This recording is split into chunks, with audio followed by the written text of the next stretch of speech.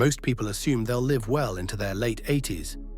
But the truth is far more sobering. Many don't make it past 82. And it's not usually due to some sudden illness. It's something quieter, more invisible. Daily habits, ignored signals, and mental patterns that slowly chip away at your strength, your clarity, and even your desire to live fully. If you're over 60, this isn't just another message, it's a wake-up call. Because the next 12 months may very well decide how you age. Will you fade slowly or finish strong? Stay with me, because the final point is the one no one dares to say out loud. Let's start with the most overlooked reason people decline. They stop moving. Movement is life. Yet as people grow older, moving becomes optional. Something to do if the weather's nice, if the energy is there, if it fits the schedule. But the body doesn't wait for motivation. It listens to your actions. And when you stop moving with purpose, your body doesn't just pause, it begins to shut down. Muscles shrink, bones weaken, balance deteriorates, blood flow slows. Your body does exactly what you're training it to do. Less. This decline doesn't happen overnight. It's subtle. You retire. You stop walking to work. You sit more, move less, take the stairs less often.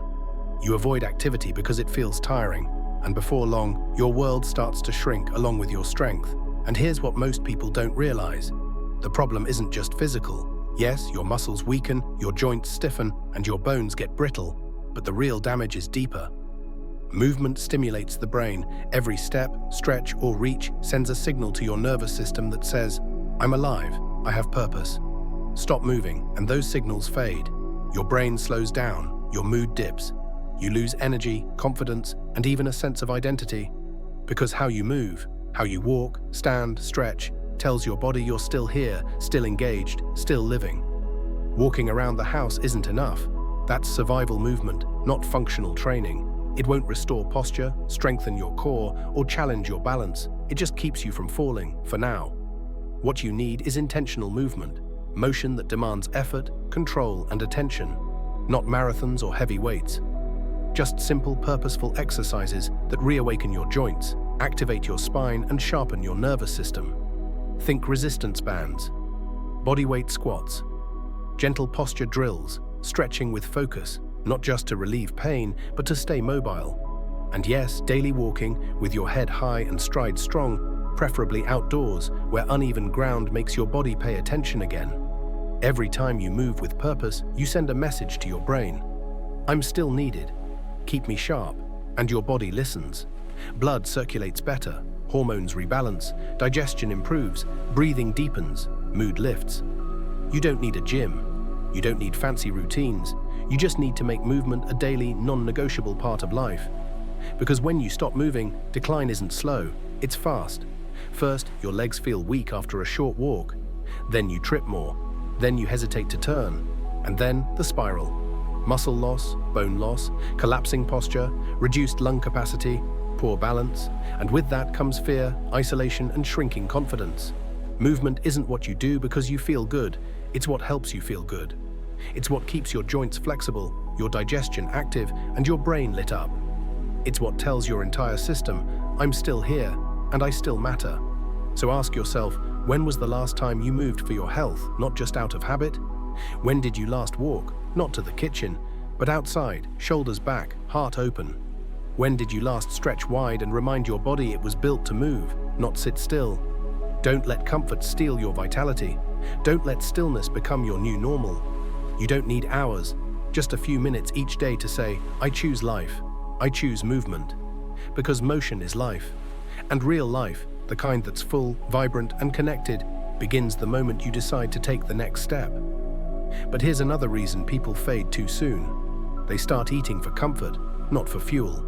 There's a quiet shift that happens with age.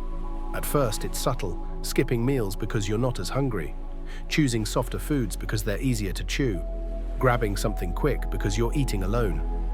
And slowly, food stops being fuel and starts becoming emotional. Routine, nostalgic. There's nothing wrong with comfort food once in a while. But when comfort becomes the default, your body pays the price. Especially after 60, your body's needs change. Your stomach produces less acid. Your gut bacteria shift. You absorb less protein, less B12, less vitamin D and magnesium. You lose muscle faster, store fat more easily, and your blood sugar becomes harder to regulate. What worked at 30 no longer works at 60. That morning pastry, that quick sandwich, that light dinner, those choices may feel harmless, but they slowly deprive your body of the tools it needs to stay strong. If you want to age with strength, clarity, and energy, you have to eat with intention. Prioritize protein, especially at breakfast. Choose foods that nourish your gut and support your muscles. Hydrate well. Eat not just for taste, but for strength. Because every bite is either feeding your decline or fueling your comeback. If you keep eating the way you always have, your body doesn't just slow down. It begins to quietly break down, cell by cell. And yet, most older adults still fill their plates with the familiar bread, pasta, mashed potatoes, cereal, crackers, cookies, processed meats, foods that are soft, salty, sweet, and easy. They're comforting, yes, but they're also empty. These foods spike your blood sugar, feed inflammation, and leave your cells undernourished. You feel full, but your body is still starving for what it really needs. And that silent starvation shows up over time, in your fatigue, joint pain, brain fog, frequent colds, and slow healing. You're not just aging, you're becoming undernourished. And here's something few people realize. Comfort food doesn't only affect your body, it affects your mind. Highly processed, carb-heavy meals sedate your brain. They dull your clarity, drain your energy, increase brain inflammation, and worsen symptoms of anxiety and depression. That sluggishness after lunch, that foggy feeling in the afternoon, that nap you need just to get through the day. That's not age, it's what's on your plate, because you're not what you eat. You are what your cells can absorb, and if your cells are soaked in sugar, stripped of fiber, and missing key nutrients, they can't repair muscle, protect organs, or keep your mind sharp. Eating for comfort slowly drains the vitality out of your life. Your body keeps functioning, but it stops thriving. That's the real difference between aging and decaying. And it starts at the cellular level. So what does it mean to eat with intention? It means you fuel your body, not just feed it. You prioritize function over flavor, not always, but most of the time. You build meals around protein, fish, eggs, lean meat, or legumes, because muscle is the currency of aging, and without it, everything starts to fall apart. You add fiber, vegetables, fruit with skin, whole grains, because your digestion needs resistance to stay active. You cut back on sugar, not just to lose weight, but because sugar feeds inflammation and fatigue. You hydrate with water, not soda or juice or coffee all day, because your cells need clean fuel. Eating well isn't about going on a diet, it's about showing respect. Respect for your body, your future, your energy, and your life. You don't need perfection, you need purpose. You don't need a strict plan, you need honesty. Ask yourself, am I feeding my body or just numbing it? Am I eating to live well or just eating to fill time? One change makes a difference. Swap cereal for eggs and fruit. Trade soda for water with lemon. Add a handful of greens to your plate. Skip dessert a couple of nights a week. These small choices send a big message to your body. I still care. I still want to feel good. I still want to live. And your body listens, with better energy, deeper sleep, a clearer mind, and a stronger will to move. You don't need perfect meals. You need purposeful meals. Because after 60, food isn't just about enjoyment. It's about momentum. It's your message to your body that you're not done. You're just getting started. They shrink their social world. Connection isn't a luxury, it's a biological need. For the aging brain and body, human connection is medicine. It regulates your nervous system, sharpens your thinking, stabilizes your heart, and keeps your spirit alive. But as we age, many of us begin to shrink our world without even realizing it. We stop calling friends. We skip family events. We stay home more, speak less, and slowly our days grow quieter. What starts as a little solitude becomes silent isolation. And that isolation can do more damage than disease. When you disconnect from people, your body notices. Social isolation raises stress hormones, weakens your immune system, increases inflammation, and accelerates memory loss, anxiety, and heart problems. In fact, the health risks of loneliness are greater than obesity, alcoholism, or even physical inactivity. You might still be breathing, but your cells start acting like you've already checked out. It happens slowly. Retirement ends the daily routine. A health issue makes leaving the house feel like a hassle. Friends pass, families move, and the phone stops ringing. Suddenly, silence becomes your default, not because you want it, but because it crept in and you let it stay. But loneliness is not just part of aging. It's a dangerous condition, and its effects are real. Social interaction is exercise for your brain. Every real conversation activates language centers, memory, emotional processing, and social intelligence. Laughter boosts dopamine. Eye contact lights up empathy. A hug lowers your blood pressure and steadies your heart. These aren't little things. They are survival systems, and when they disappear, your biology begins to dim. Being around people isn't enough. You need real connection. The kind that reminds you that your story still matters, that you still belong. It doesn't have to be dramatic. A phone call, a coffee with a neighbor, a weekly volunteer shift, a walk with a friend. These aren't luxuries, they're life support. Because when you're seen, heard, and needed, your body remembers how to live. You stand taller, think clearer, and feel stronger. On the other hand, when you stop reaching out, and worse, stop letting others in, your decline comes faster than you think. First, your memory slips, then sleep suffers, motivation fades, and soon you stop caring about how you move, how you look, or what you eat. You start to fade from the inside out. It's not your heart that goes first, it's your connection to life. Yes, the world feels different now, faster, noisier, more digital. People scroll instead of speak, but that's exactly why you must stay in it. You don't have to keep up with every trend, you just have to stay human. Stay present. Be the one who makes the call. Be the one who starts the conversation. Because connection isn't optional, it's essential. Call your children. Message that old friend. Say yes to the game night, to the community event, even if it feels uncomfortable. Because staying socially engaged isn't just good for the soul, it's good for the body. The longer you stay connected, the longer your nervous system stays responsive. And yes, it takes effort, it takes courage. It's far easier to say not today and stay in. But if you want to protect your health, your memory, your emotional strength, you need people.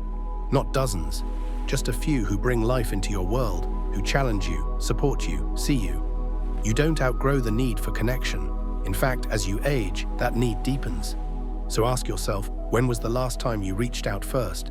The last time you had a conversation that left you smiling, thinking, or remembering? The last time you were hugged, really hugged, and felt your body relax into safety? These aren't extras, they're essential. They are fuel for your nervous system, your mind, your entire biology. Because the truth is, the moment you begin to withdraw from the world, your body begins to prepare to leave it. But when you choose connection again, everything shifts. Your energy, your clarity, your will to live. You don't need hundreds of friends. You need presence, depth, real conversations. Don't shrink your world, expand it, even by one person, one moment at a time. They sleep poorly and accept it as normal. That's one of the most dangerous lies we tell ourselves about aging, that broken sleep is just part of the deal. That waking up every 2 hours, tossing and turning all night, and rising groggy in the morning is something we just have to live with. But that's not true. And worse, it's harmful. Poor sleep is not just a nuisance, it's a warning sign. It tells you your brain, hormones, and immune system are struggling. And if you ignore that warning, the damage builds. Quietly, night after night. Most people see sleep as rest, something optional based on comfort. But sleep is more than rest, it's repair. It's the time your body uses to clean the brain, to reboot the immune system, to regulate hormones, to store memory, and to decide, am I healing or am I breaking down? If you're relying on pills to fall asleep, waking up exhausted, or feeling heavy all day, you're not just tired, you're aging faster. And science confirms it. Poor sleep physically shrinks the brain. The areas responsible for memory, attention, and emotion are hit hardest. You forget names, lose patience, feel anxious or unmotivated. Not because you're just getting old, but because your brain isn't getting the rest it needs. And it doesn't stop there. Poor sleep wrecks the immune system. One bad night weakens your ability to fight off infection. Long-term sleep issues feed inflammation, raising your risk for heart disease, diabetes, dementia, and depression. Your joints ache more, your digestion slows, and healing takes longer, all while the damage quietly compounds. The worst part, so many accept this as their new normal. They take a pill, turn on the TV, scroll on their phone until they doze off, believing that drifting off is enough. But shallow, broken, sedated sleep doesn't heal, it numbs. And your nervous system stays locked in survival mode, never getting the deep reset it needs. So what's the solution? Not more sleep, better sleep. And that doesn't happen by luck, it happens with intention. Start with light. Your body takes cues from brightness. Bright lights at night delay melatonin release and steal your deep sleep. The fix: dim the lights after sunset. Power down screens 2 hours before bed. Let your body feel the shift from day to night. Temperature matters too. Your core body temperature needs to drop to fall into deep sleep. A room that's too warm blocks that process. Set your bedroom around 65 degrees Fahrenheit, 18 degrees Celsius. Cool, dark, and quiet. Supplements can help, but not sleeping pills. Try magnesium glycinate or L-theanine to help calm your system gently. Pair it with breathwork. Slow, deep breathing signals to your brain that you're safe, that it's okay to let go. And above all, respect sleep. Treat bedtime like the sacred healing window it is. You wouldn't starve your body and expect strength. Don't starve your brain of sleep and expect it to thrive. You don't need perfect sleep, but you need intentional sleep, because the longer you sleep poorly, the faster the decline. But when you get real rest, everything improves: memory, energy, mood, immunity, and resilience. You're not too old to fix your sleep, and it's not too late to start tonight. And finally, they live without purpose. This one's the hardest, not because it's rare, but because it's common, quiet, and almost invisible from the outside. It's when a person stops moving towards something, when the days start to blur, when there's nothing left to protect, grow, build, or strive for. It's not a loss of time, it's a loss of meaning. And when that meaning disappears, the body soon follows. Purpose isn't a job. It's not your title or productivity.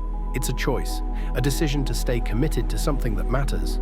It might be your health, a person you love, a project, a cause, a routine, a new skill, or simply the mindset: I'm still here and I still have something to give.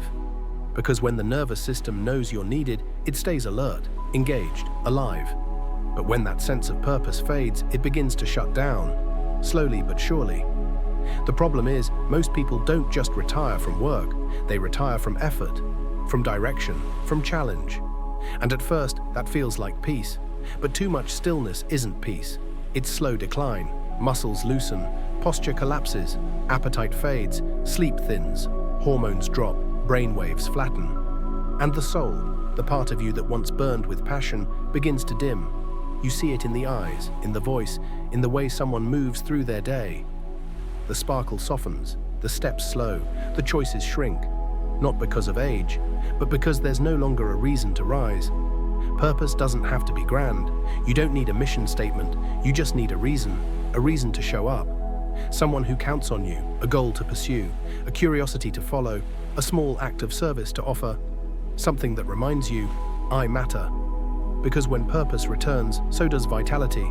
The body stands taller, the eyes brighten, the voice grows stronger, the nervous system wakes up, and the soul remembers, I'm not done yet. Here's the hard truth. When purpose fades, the body begins to shut down. Not all at once. Slowly, quietly.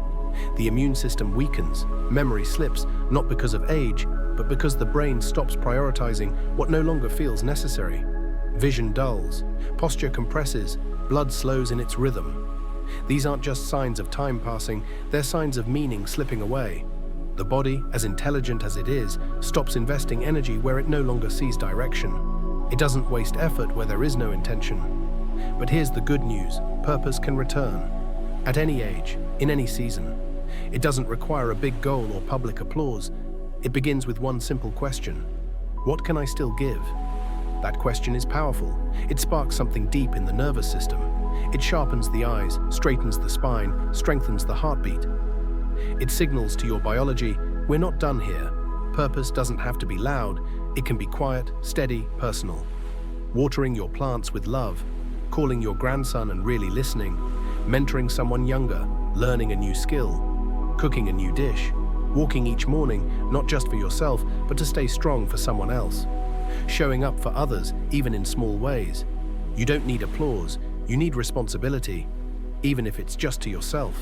Because once you take ownership, once you decide life is still in motion, your body responds.